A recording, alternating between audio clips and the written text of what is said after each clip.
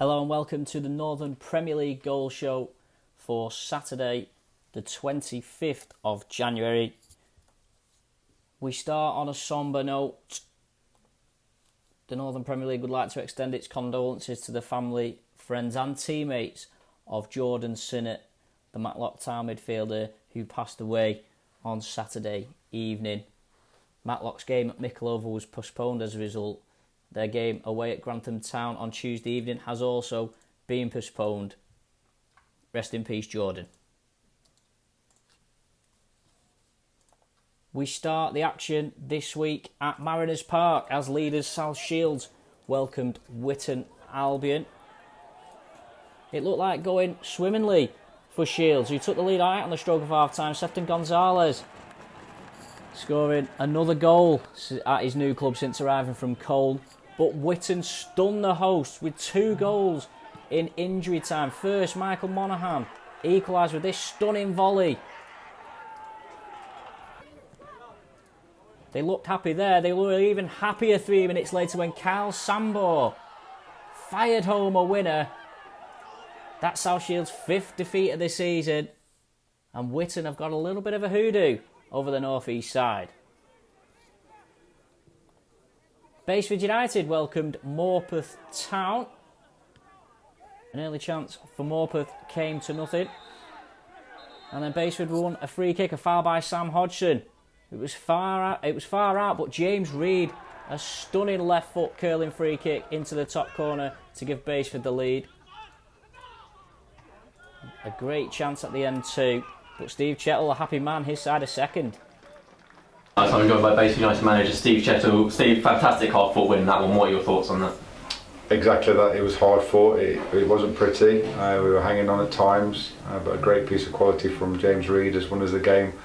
But in the end, like I said before the game, that these were a dangerous proposition. Morpeth, they're a good football team with some good players, and they proved just that fact. We were hanging on, but I'm delighted with a 1-0 win. There was plenty of drama at Silverlands as Buxton welcomed FC United. A lax back pass enabled Diego Di Girolamo to give the Bucks a first half lead. That was cancelled out by Regan Linney's penalty for FC United.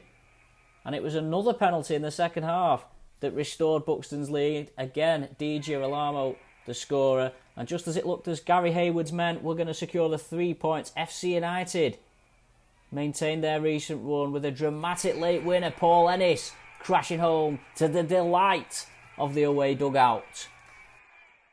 Whitby Town were the visitors to Cantilever Park as Warrington went in search of only a second win in 9.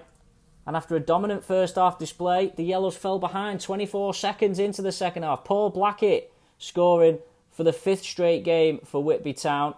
That lead lasted 2 minutes. Mark Roberts keeping this corner alive before David Raven crashed home from a narrow angle. And just as it looked like Warrington were heading for a 7th draw in 9, Bohan Dixon came inside and found the top corner to give them a valuable 3 points. Stalybridge Celtic welcomed Nantwich Town to Bowerfold, and it was a routine victory for the Dabbers. Joe Mwaswali giving them a 12-minute lead. And they wrapped up the points before half-time. James Lawrie surging into the box unmarked. Keeper had no chance. The Dabbers on the cusp of a playoff place. Aston United are starting to move up the table, and they picked up another win at home to Lancaster City. Louis Almond scored the only goal of this game in the first half. A tidy finish from the edge of the box. New manager Michael Clegg starting to find his feet. It was good. It was really good. Solid. A clean sheet. I think togetherness. You know, it's just looking good. We look solid. We created a couple more chances. So, you've got to be happy. It's second in league at end of the day. But I think our form in 2020 has been good, so I wasn't surprised as well. Radcliffe's woes of recent weeks continued at Bamber Bridge, despite them taking the lead in somewhat bizarre circumstances through Raheem Hanley. 2 goals, though, in the final 10 minutes secured a win for Bamber Bridge. Richie Allen with the first, And then Matthew Dudley popped up in the 90th minute. Radcliffe recently parted company with John Macken. And they're slipping down the table. Grantham Town still without an away win, and they didn't find one this weekend at Hyde United, who ran out comfortable 3-0 winners. Thomas Pratt with the first for the Tigers. Liam Tung was the scorer of the second, a first-time shot from the edge of the box that the keeper must have been unsighted. And then with 7 minutes left, some poor defending enabled Chris Sharp to make it 3 goals and 3 points.